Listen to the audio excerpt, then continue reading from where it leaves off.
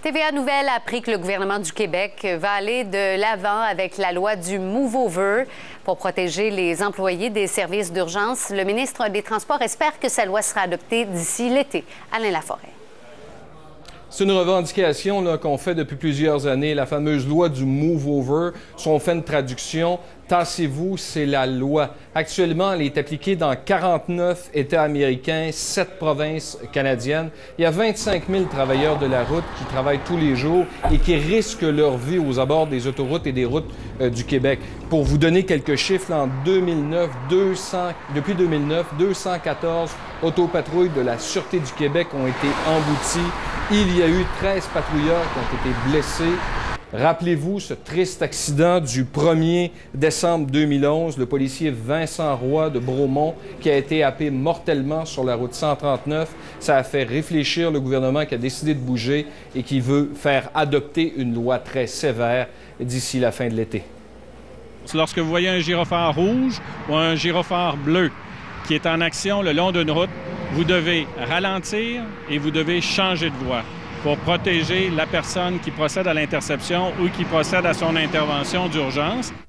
Bon, évidemment, Québec a décidé de légiférer pour les véhicules d'urgence. Pour les autres véhicules, ce que le ministre dit, c'est qu'ils peuvent toujours attendre avant d'intervenir, que la route soit sécurisée. Pour ce qui est le cas des véhicules d'urgence, souvent, c'est impossible. Il faut que les automobilistes soient conscientisés que derrière ces hommes et ces femmes, il y a des pères de famille et des enfants. Justement, pour en parler de cette nouvelle loi qui pourrait être adoptée sous peu, Patrick Dufresne, c'est un paramédic, instigateur de la pétition justement pour instaurer la move-over-là. Alors, bonjour, Monsieur Dufresne. Bonjour. D'abord, vos réactions lorsque vous entendez que le gouvernement s'apprête à aller de l'avant, c'est une bonne nouvelle pour vous? Bien, c'est une très bonne nouvelle là, pour tous les gens du milieu. Il y a plusieurs associations d'ailleurs qui essayaient depuis plusieurs années pour avoir une telle loi là, au Québec. Vous êtes déjà intervenu, vous, personnellement, auprès de policiers qui venaient de se faire heurter. Racontez-nous un peu de quelle façon ça s'était passé.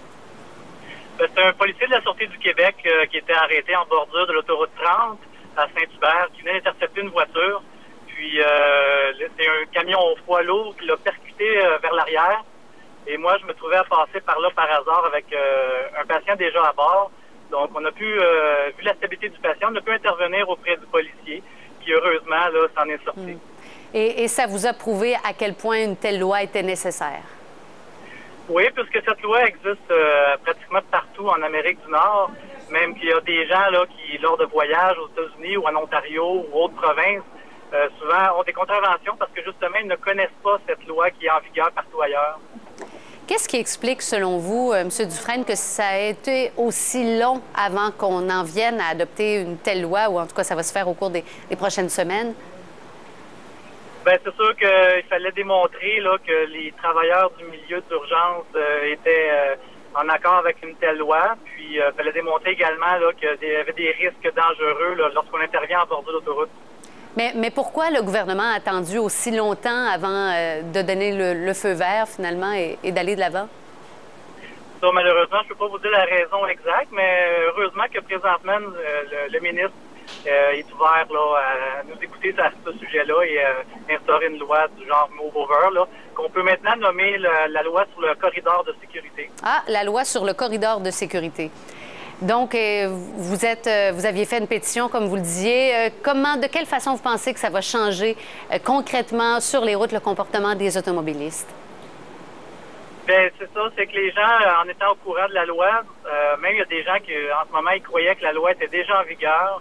Lorsque je discutais avec des gens à propos de la pétition, puis ils disaient que de toute manière, c'était logique de permettre de donner de l'espace aux intervenants d'urgence en bordure de route.